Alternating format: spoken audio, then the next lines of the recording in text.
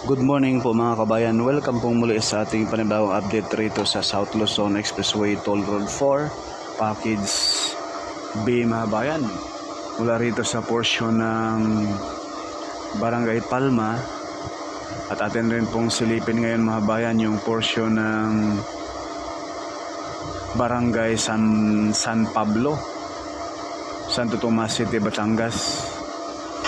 At yung pinaka-entrada mga bayan, yung barangay sa MSIM, Calamba City, Laguna, na kung saan doon po yung pinaka-entrada sa South Luzon Expressway Extension mula rito sa barangay sa MSIM, Calamba, Laguna hanggang barangay Mayaw, Lucena City mga bayan. So ito po yung full details nitong project na ito mga bayan, na may habang 66.74 kilometers mga bayan. Sana matuloy yung partial operation ngayong taon, no? Bago magpasko, di umano, itong apat na interchange ay bubuksan. Itong Santo Tomas, Macban, San Pablo at Tiaong. Pero hindi pa yan sigurado mga bayan kasi medyo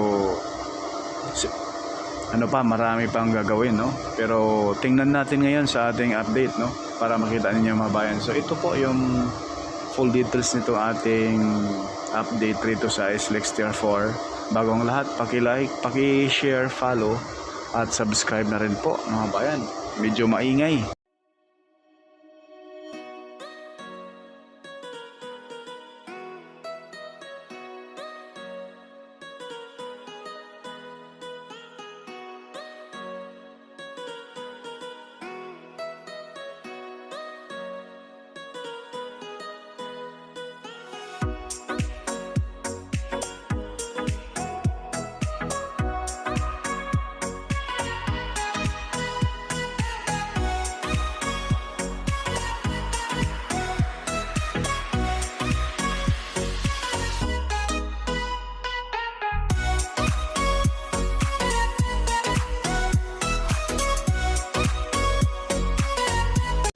So ito na po portion na bayan sa Barangay San Miguel, Alaminos, Laguna mga kabayan.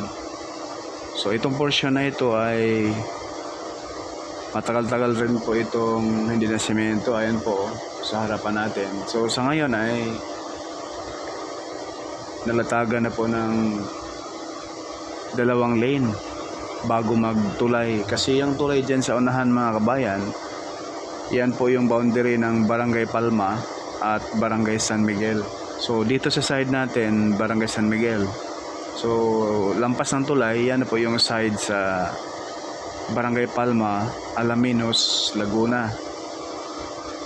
So ito po yung sakop sa package B mga bayan sa portion ng Alaminos, Laguna. Ayan po. So asahan natin sa susunod nating mga update rito ay itong portion na ito ay halos kompleto ng semento. Dahil doon sa unahan mga bayan, andyan na po yung mismong overpass na ginagawa sa ngayon papasok dyan sa Barangay Palma, Alaminos, Laguna. Paki-like, paki-share, follow at subscribe mga kabayan. Huwag po tayong mag-skip sa ads mga bayan. Napakalaking tulong na po yan ay Porca Studio. Hindi man sikat pero nag-aabot ng balitang tapat.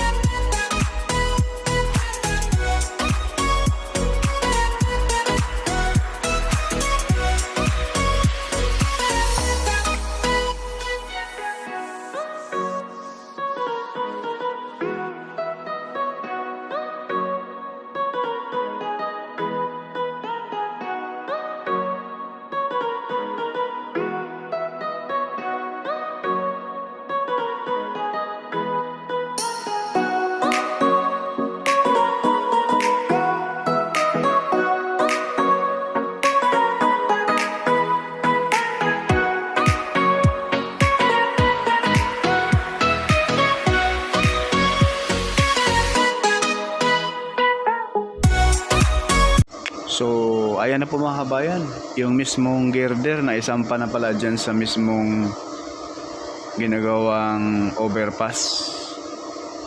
Itong overpass na ito mga kabayan ay konektado na po ito sa mismong Alaminos San Pablo Bypass Road. So, gawing kanan, papasok sa Barangay Palma, Alaminos, Laguna.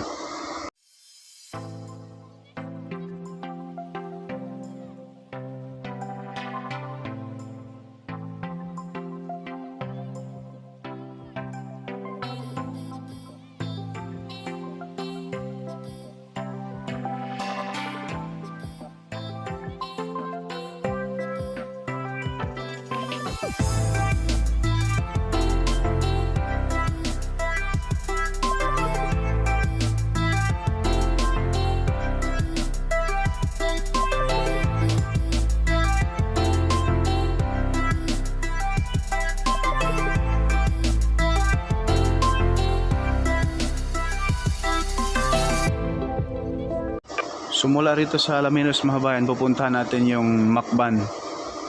Ito na po, Barangay San Felix at Macban Interchange, Macban, Laguna. So ayan po yung Barangay Road sa kaliwa, ayan na po yung konektado sa Marlica Highway. At ito yung papasok sa mismong toll gate na gagawin rito sa Macban Interchange mga kabayan. Ayan na po yung Maharlika Highway sa unahan lang. Ayan na po yung Macban Interchange. Ito po yung Macban Interchange mga bayan na halos 3 kilometro lang, Padre Pio Church na.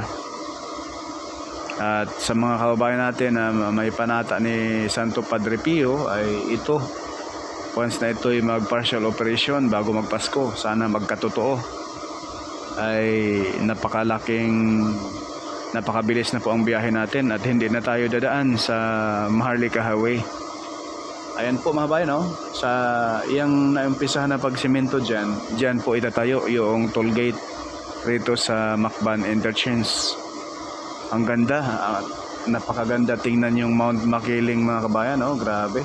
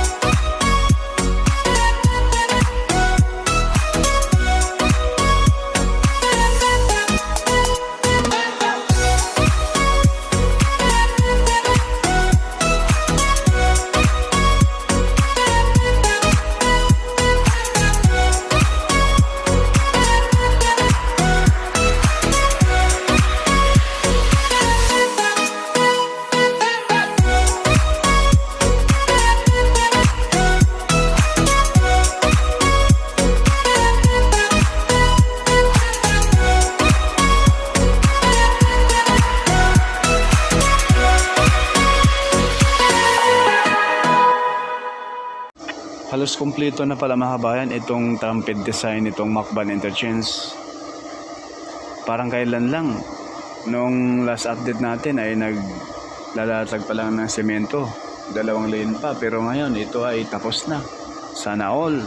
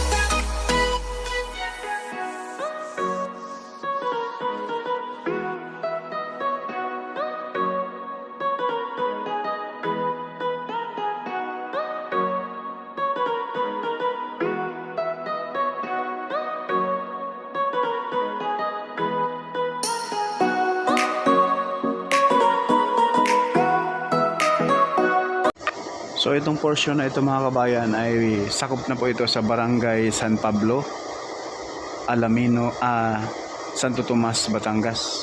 Itong portion na ito, Barangay San Pablo, Santo Tomas City, Batangas. Ito po yung sakop na po sa package A.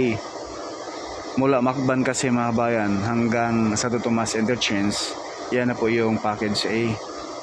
So ayan na po, dito sa portion na ito mga bayan, kaharap sa ating kamera, dyan sa unahan, yan na po yung another barangay, no?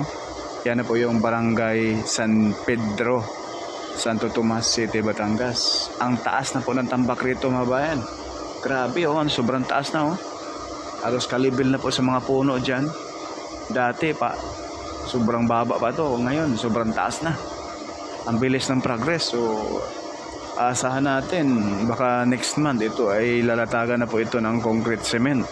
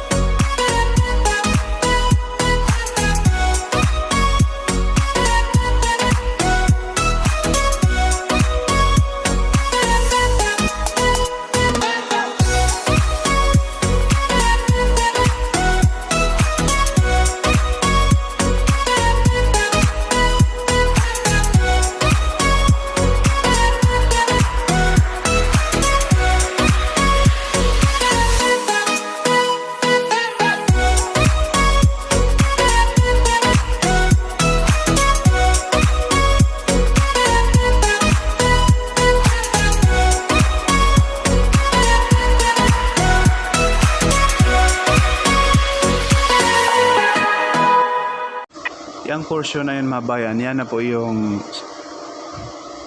Macban Interchange. So, papunta rito sa atin, yan na po, dyan na po nagsisimula ang package A hanggang Santo Tomas.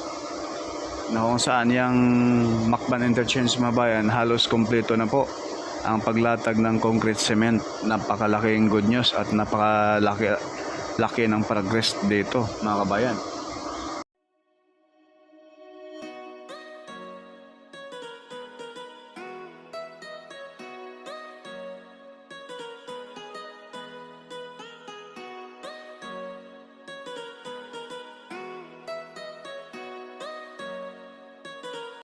So mula rito sa Barangay San Pablo, Santo Tomas City, Batangas mga bayan, lipat tayo sa mismong barangay sa MSM.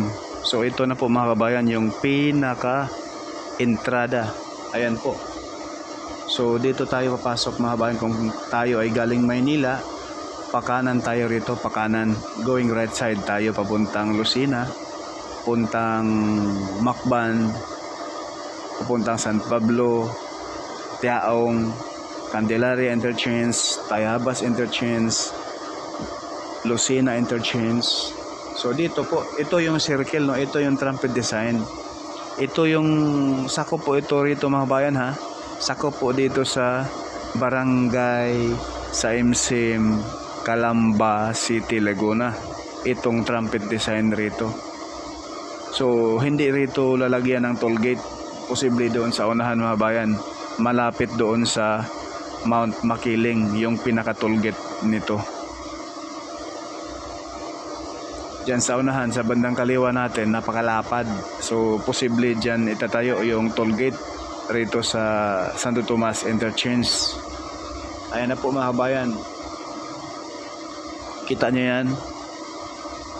Kung galing ka ng Lucena, pa-exit ka, papunta ka ng Lipa, Batangas, dito ka ikot sa salubong sa kung ikaw ay galing Maynila papunta kang Lucena, papuntang Bicol, papuntang Visayas, Mindanao, dito ang pasukan mga bayan.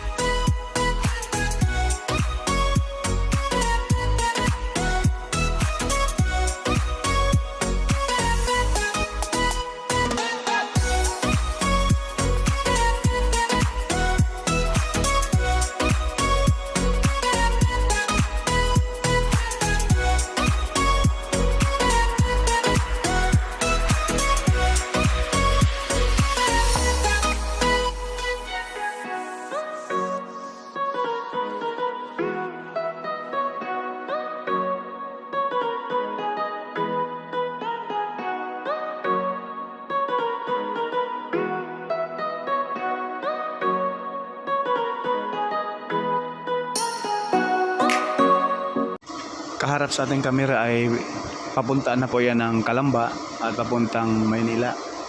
So ito yung circle dito. Ito yung trumpet design. Ayan. Sinagad na po nila rito sa mga pabrika. So hindi pa siya simentado lahat mga kabayan.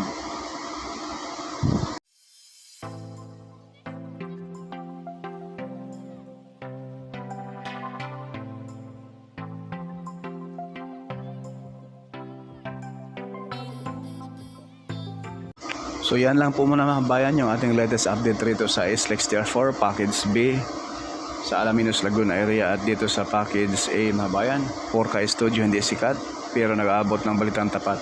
Paki-like, share, follow at subscribe. Salamat.